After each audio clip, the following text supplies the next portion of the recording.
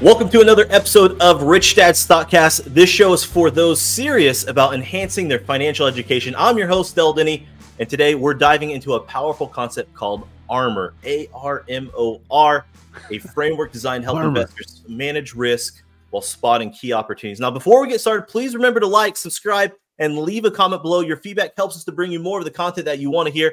And don't forget to visit stockcastbonus.com for free educational resources to boost your financial knowledge. Joining us today is Rich Dad expert Andy Tanner. Andy, welcome back to the show. Del, good to be with you. Excited for the topic. I always like to talk about ARMOR, kind of a new thing, so that'll be great. It is, and I want to dive into it. I love frameworks. My brain works in frameworks, and this is such a great framework here. So let's just get to it. What is ARMOR? So ARMOR is an acronym, like you might hear about the SWAT team or DEFCON or things like that. It's very similar. SWAT, special weapons and tactics, and DEFCON is defense. Whatever it is, and what it stands for is advanced risk management and opportunity readiness. And the way it came about, well, I guess we could get into that, but the way it came about is we just, my team and I have seen some things in the market that we see as a bit irregular, and it's just time to be more vigilant. And most people, what does that mean? Do I sell everything in my stock portfolio? Do I sell all my real estate? Do I close down business and move out of the country? Or do I withstand the storm and just stand strong? Do I make adjustments? What does it mean? What does it look like? So we can go through a little bit about what ARMOR was, but its genesis really was a text between my team, my two lead trainers, and myself about what we're doing personally, what we see the market, what I'm doing personally to prepare for risk management and also the opportunity that comes with that. And we, probably back in August or July, I'd say, we were actually in this very room. We were just talking about what we were all doing to prepare and some of the different things we saw. And I said, we'd be remiss if we didn't do a big event for our students. We did this huge event. It was hours and hours and hours. It took us 4 days, and we just only invited our very best students at the Cashflow Academy to come. And we said, let's learn about advanced risk management, opportunity readiness. And it was really for something that probably won't happen in, how do you trade a catastrophic event? We can certainly have some rough times, rough waters ahead. It would help too. But how do you deal with just black swan events that might happen 4 or 5 times in an investor's life? That's what it is. Ooh, so much to unpack with that. So, yeah, advanced risk management. What are the 4 or 5 things that might happen during a investor's lifetime? I didn't plan for COVID. I don't think certainly one. Yeah. What else might be in that list? So I look at this really is really important from Warren Buffett. I would say that I've had so many great mentors and teachers, and I have to thank Robert and Kim Kiyosaki, because they've been my greatest teachers in terms of financial education. How do you study? How do you teach? They're still superior to me, but they've taught me a lot about teaching as a teacher. As an investor, Warren Buffett has by far been the person I've loved to study the most in this asset class of stocks. I think he's the best that's done as an investor, with Jim Simon being the best as a trader. Those two, Simon and Buffett, investing and trading, have been the guys I've read the most on. And Buffett, after COVID in 2021, he had his annual letter to the shareholders, and he used a phrase called shooting fish in a barrel. And he basically said, look, in the marketable arena, meaning marketable securities, stuff that's traded, not private companies, but public companies like Apple and, Tesla and whatever you want to call it, all the others, IBM. All of these companies are susceptible to massive panic, where the value of the work that they do and the value of what they deliver to their customers, the amount of money they bring in, becomes detached from the stock price in a way that they become very undervalued because of panic. People are so focused on a stock price plummeting in a crash and a stock price, they forget, this is Coca-Cola we're talking about, right? They forget this is, Johnson & Johnson we're talking about, or IBM or Microsoft. They forget the power. And a lot of people, even investors, don't really have an appreciation for the massive impact they have on the world. I mean, the dependency people have on AT&T, the dependency people have on food companies like Kraft Heinz or Pepsi or whatever. And so in these emotional times, people are just hitting the sell button because the concentration is 100%. If you watch CNBC, they're talking about price levels dropping. Nobody's talking about how resilient these are. In a crash, you take a company like Coca-Cola, for example. In a crash, you just see the Coke, price of Coke shares falling and people sell, where you say, wait. Let's talk about the company for a minute. They were founded in 1886. They've survived 2 world wars. They've survived, subprime meltdowns. They've survived all kinds of Vietnam Wars, 9/11, terrorist attacks, most recently COVID. That company was 1886. They sell 2 billion drinks a day. How are you going to, even in the worst of times, historically, people have all, World War II, people still having Cokes. Pandemic, people still drinking, Dasani water and Coke. And so that detachment is important. And Buffett said in this letter I was referring to, he said, there's just certain times where it's shooting fish in a barrel. The problem a lot of people have is two. These big events, these discounts, where Buffett says, you're going to pick up these assets for bargain prices, unbelievably great companies for bargain prices. These investments are on sale. He says, these are really easy to do in the marketable arena, really tough to do in the non-marketable arena where you'd negotiate a price. Because if there is no price, you got to come up with one. You're actually going to look at the company to come up with one. What's it worth? But when the price is just freely traded, you can pick up these bargains. Well, in my lifetime, I've only had 4 or 5. Let's count them. 87, the Black Monday or whatever it was called. I wasn't trading there. I was just out of high school, so I didn't participate in 87. The next one would be 2000. So these happen every 10 years or so, give or take. The dot-com bubble was a big one. That was one that I participated in a little bit. The next big one would have been the subprime meltdown of 07, 08, 09-ish, around in there, where Bear Stearns, Lehman Brothers, all the collateralized debt obligations go bad. And, the financial mess, the global financial crisis, that was a big one. Participate a little bit in that one even more because I'd learned a little more. And then really the next big one is probably COVID. So there's 4 events where the market can lose 30, 40%, sometimes 50%, as the NASDAQ did and the S&P did in 07, where it's a half-price sale on investments, half-price sale. And very few people take advantage of those because at the Cash Flow Academy, Dell, we're really, really good at monthly cash flow. For example, if you were to look at the real estate world, it'd be like collecting rent. We know how to buy a house and collect rent. We're good at that. Well, we know how to do that with stocks. We know how to get monthly cash flow. But we felt that our student body, like most of the world, isn't really practiced in something that only happens 4 or 5 times, 6 times in an investor's lifetime. It's not something you're accustomed to. It's not something, the emotions of it, the fear of it.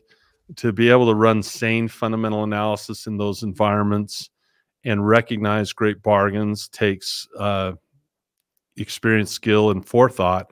It's not something people are used to.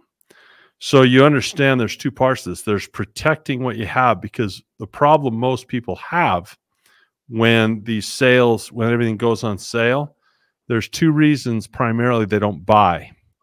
Number one is they're afraid because the market's collapsing and you don't know when the bottom's going to be. And that's not really a problem. That's easy to figure out and deal with. But the bigger one is most people don't have any money ready at those times. They're not ready to pounce.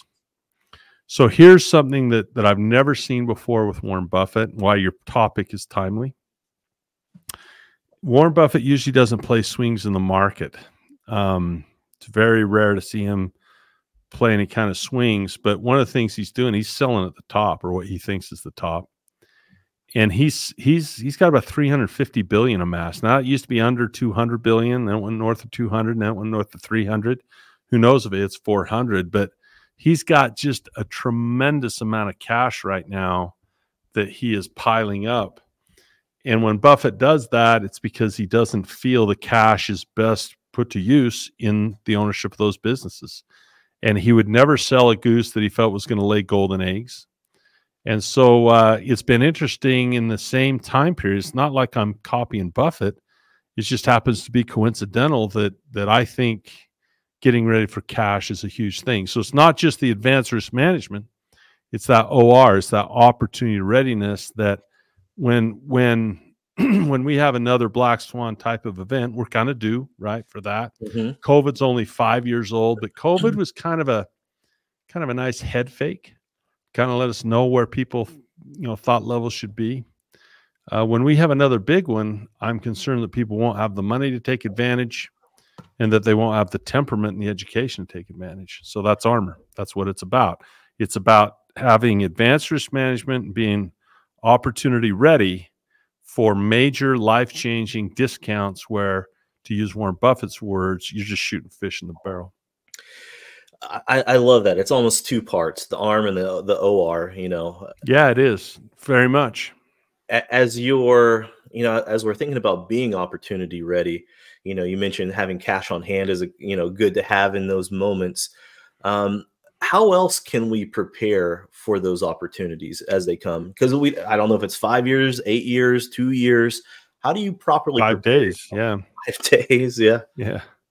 That's a good discussion that we probably ought to dedicate the second half of the podcast to, because, if you're playing the Warren Buffett game, you're a little bit larger and a little bit different. It's hard for him to come about as quickly, and it's a little bit more difficult for him. In his last letter, he talked about the fact that Berkshire is probably not going to be able to maintain the growth that they have in the past, simply because they're like 5% they're about the size of maybe 5% of the S&P now.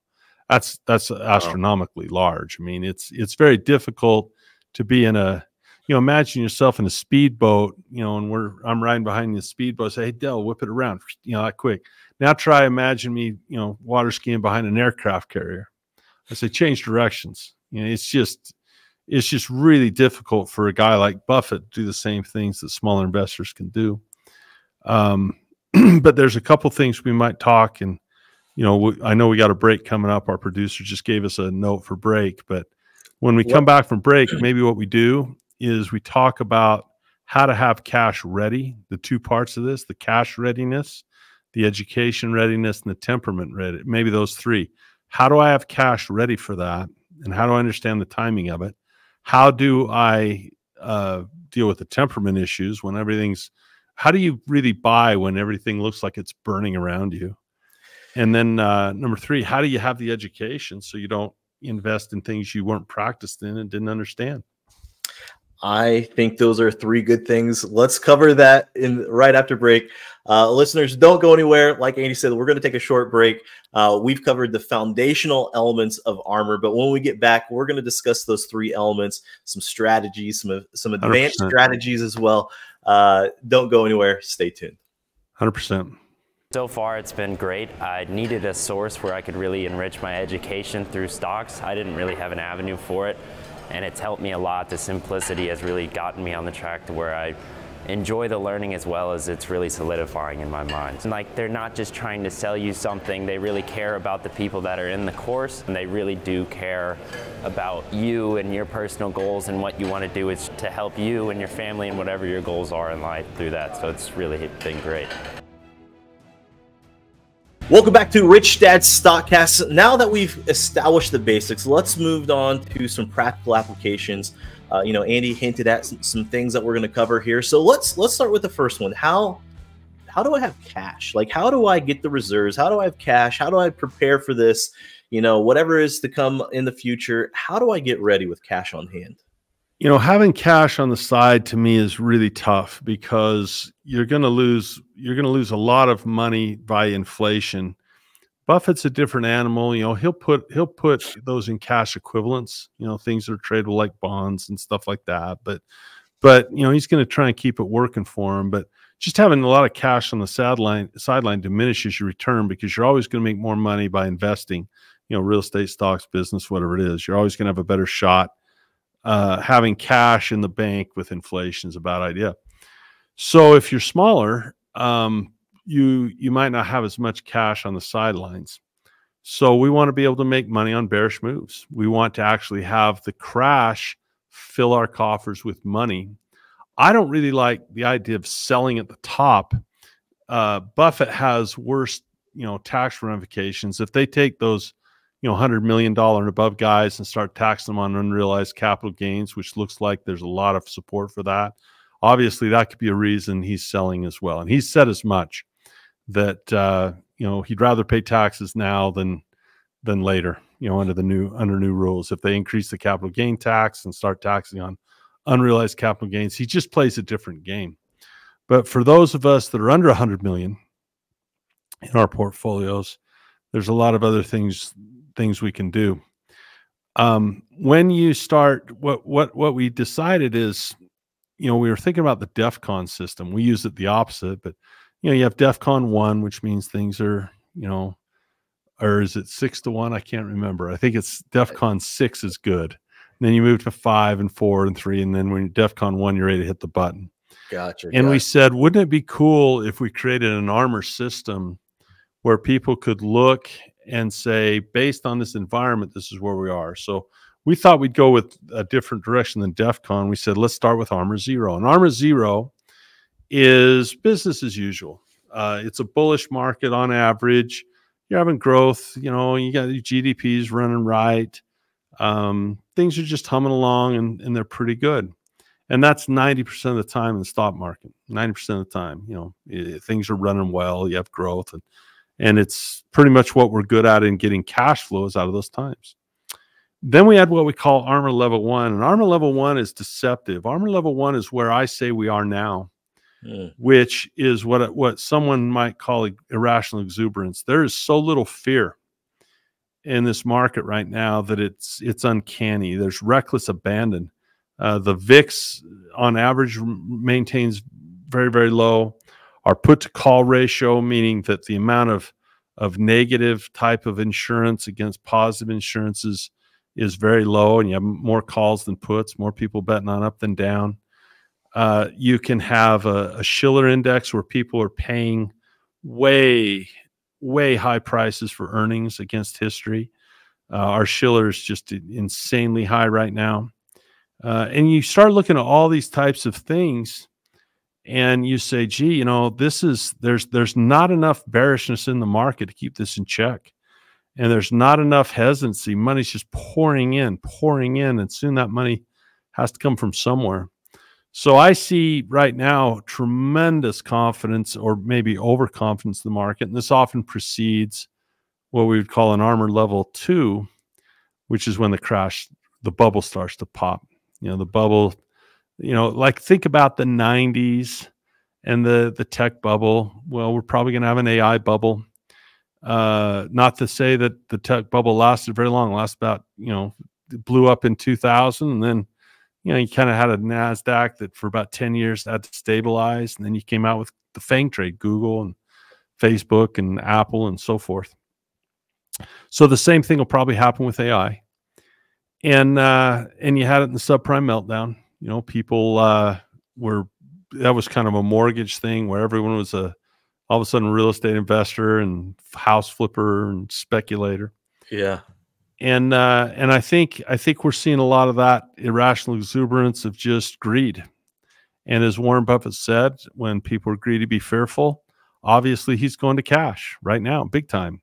And I imagine you see an inverted yield curve, which starts to think you might be moving from 0 to 1 and stuff like that. So, Armor Level 1 is where you're going to make your money. if you position right. You ask for specifics on this. Am I going too far, too fast? You ask one question, I talk for an hour. No, this is good. Kind of my thing. I do want to leave some time to go to talk about our mindset going into this here in just a minute. But going on with the stages of DEF CON, it's good to again having framework to say, hey, we're at level 1, level 2. What's coming up for level 3. Keep that going. When you're in armor level, in armor level 2 rather. So 0 is just everything's fine. 1 is like, okay, a little bit too good here, a little bit of a bubble, very much the calm before the storm. Armor level 2 is where you make your money. It's the crash. And there's a lot of ways to do this at different stages of it. What we did in our class is we just used metrics, different fundamental and technical criteria to designate these different levels of what we see. And then what's interesting is there's so many ways to play it. I mean, you could buy, if the VIX is really low in an armor 1, if the VIX is really, really low and there's low volatility, that means those calls are cheap. So think about this, Dell. And we did this on the last armor spike. I actually started doing this trade with my partner, Corey Halliday, and it was really a nice one for me. I mean, this is where you get not just 10%, but you'll double and triple your money in something like this. Is the volatility index allows you to buy options on it. And if it's in the teens, you'll often see it spike in the 20s and it'll last for a day or two and pop right back down, but it will pop when bad news comes out. So you can buy those out of the money calls really cheap. You can do what we call a debit spread really cheap. And let's say the S&P falls 5%. Well, that means the VIX is going to rise, 200%, or 100%. You can go from 10 or from a 15 to 30 and double that thing.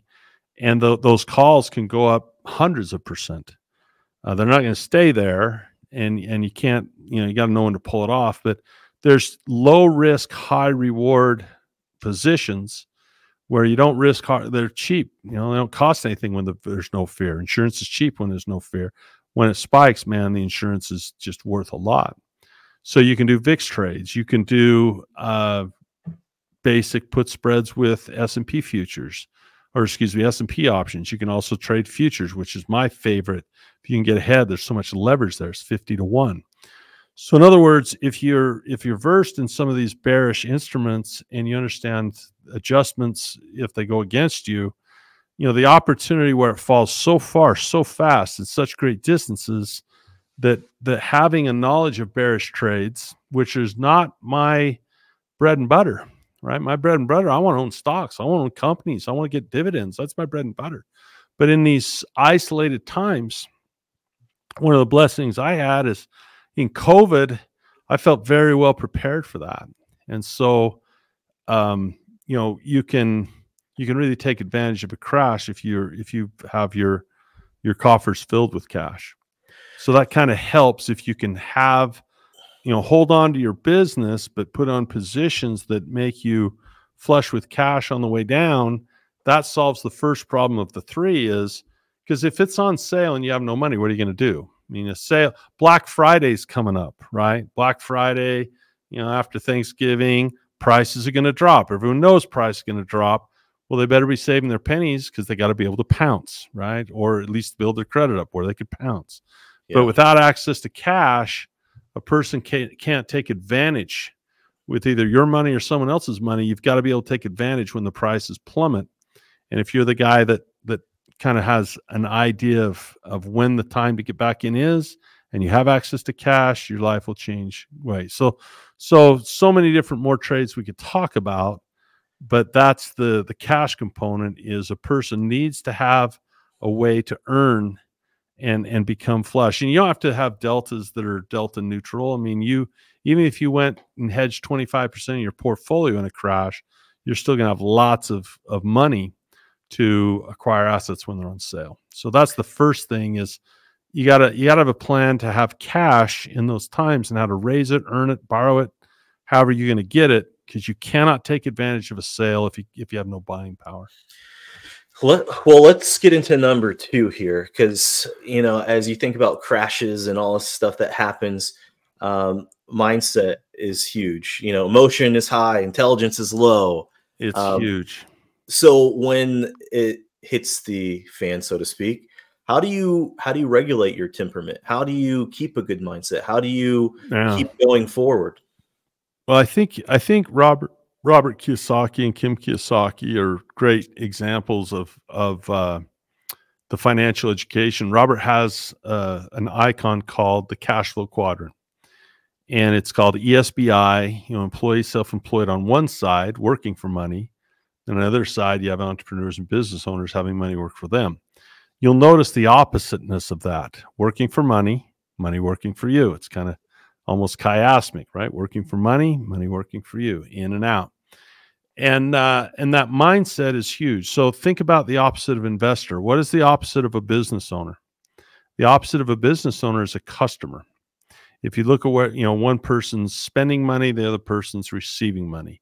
If you go to Costco on a Saturday, you'll see that there's two sides of that. There's the entrepreneur side, the business and investing side that is receiving all of that cash from those purchases, and you'll have the consumers who spend the money. So the idea is I love this idea of a Black Friday and a Black Swan. Is what gets you excited emotionally. What Robert often says he gets stimulated, right, when he thinks about crashes. And a lot of people get stimulated and all amped up. I can't wait for Black Friday. Can't wait. They're ready to go out and buy. Well, why are you buying when prices are falling? Because it makes sense. So for investors, it's really hard for consumers to catch that, because they usually buy doodads instead of buying assets. And I think just that Warren Buffett mentality of shooting fish in a barrel, that you're going to know there's going to be a few black swan sales in your life. And one of the things you can do is just get a 20-year stock chart of the times, get a 30, 40-year stock chart like I've talked about, and look at those 4 or 5 spots that there were bottoms and big crashes. Obviously, if you look at that, you say, that's when I wish I would have purchased. Every time, without exception, is, oh, I wish I would have bought at the bottom of the dot-com bust. Oh, I wish I would have bought at the bottom of the subprime meltdown. Oh, I wish I would have bought at the bottom of COVID. And now we have this thing people are calling the everything bubble. I wish I would have loaded up at the bottom of the everything bubble. Having the cash we've already talked about, but having the temperament to do that. We have something called Armor Level 3, and that's when you start buying again. And I'll tell you, the best bargains I picked up in COVID were not at the bottom. I didn't know how to pick a bottom, but I did know this. Once I would see the price plummet to a certain point, I could see value in the business still. So while I didn't know I was going to get rock bottom, I was getting value for the money. Let's say you went to the grocery store and, let's say table grapes are $4 a pound. Okay. And all of a sudden I go to 3 and they go to 2 and they go to $1 a pound, then they go to 75 cents a pound. I don't know if they're going to go to 50 cents a pound, but I know 75 cents a pound is a freaking smoking deal. And I can live with 75 cents a pound. And if you were to go to the gas station and say, look, it goes from $3, $2, $1, 75 cents a gallon. Well, it may go to 25 cents a gallon, but by gosh, I know I'm getting a deal at $1 a gallon. And so the idea of switching from a technical pricing mindset to a fundamental investing mindset, I know when Coke is worth money. I know when Apple is worth a lot. I know when there's value in buying, Dow Chemical or Exxon Mobil or any of the other, my favorites. Prudential was one we cleaned house on. And so while I couldn't pick the bottom of any of those stocks, I knew when I saw value, because I'm like, this is freaking cheap, man. And the fundamentals there. So when people focus on the price only, like Bitcoin has this problem, when's the bottom of Bitcoin? Where's the top of Bitcoin? We don't know, because we don't really understand as well as we might the business behind it. But if you understand the business behind something, you can spot value. So in that Armor Level 0, do your thing, get your cash flow, enjoy, compound. Armor Level 1, oh, I got my attention. People are a little bit too greedy right now. Armor Level 2, oh, it's crashing. Let's put on some position, become flush with cash. Armor Level 3, we're down low enough now that we're starting to see value. Let's start selling, put options to get paid to buy stocks even lower. And let's go out and buy some stocks right now because they're great companies on sale. So the temperament comes by understanding that it's on sale and to have the confidence in American business that as long as there's a population, okay, as long as there's 300 million people here, they want food, clothing, shelter, real estate. They want medicine. They want communications. They want technology. They want their phones. They want their AI. They want their computers. They want their gasoline. They want their energy. So these people spend money on energy, food, clothing, shelter, technology, medicine, communications. They can't live without their phones, texting. They can't live without electricity energy. They can't live without oil energy. These are the things you want to own. And if all the ability to produce those things becomes available to you because they're on sale, you buy your butt off.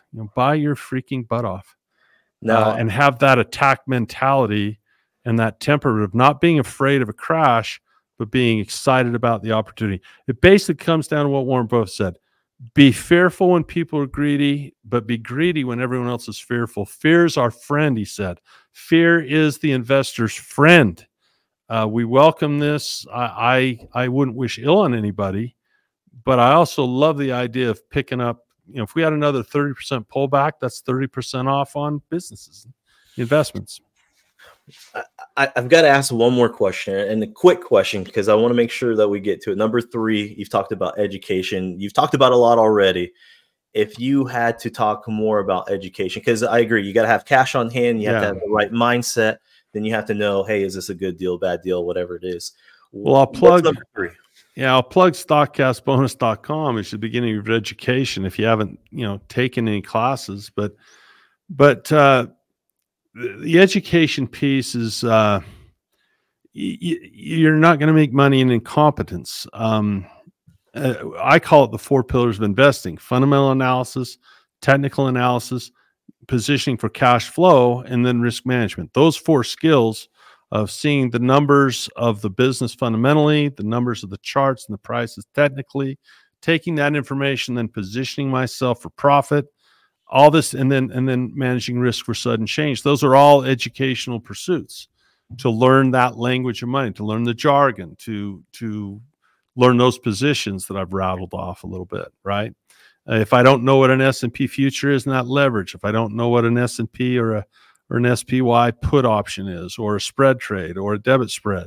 If I don't know what a VIX trade is, or a call on the VIX, which is inverse, those are things to learn about, and there's a lot to it. And I've been doing this 30 years, and I'm still learning. I learned things this year. So I imagine I'll learn more over the next 4, 5, 10. So those 3 things, Del, really, you've got to have cash, and you got to have temperament. If you want both of those, they come from education. Well done. I love it. Well, Andy, we are out of time. That's a wrap for today's episode of Rich Dad Stockcast. Listeners, we hope that you found our discussion on Armor, advanced risk management, and opportunity readiness insightful. A big thank you to Andy Tanner for sharing his expertise with us. And remember, whether you're just starting out or already managing a portfolio, staying educated, staying informed is key to long-term success. And like Andy said, don't forget to visit stockcastbonus.com for free resources to support you on your financial journey. If you've enjoyed today's episode, please sure to like, subscribe, and leave us a comment. Your feedback is essential as it helps us to create the content that you want to hear. Share this podcast with your friends, your family. It might just help them to make better financial decisions too. Thanks again for tuning in to Rich Dad Stockcast. Until next time, get smart, get invested, and take control of your financial future. I'm Del Denney, and we'll see you on the next episode. Thanks, Del. This podcast is a presentation of Rich Dad Media Network.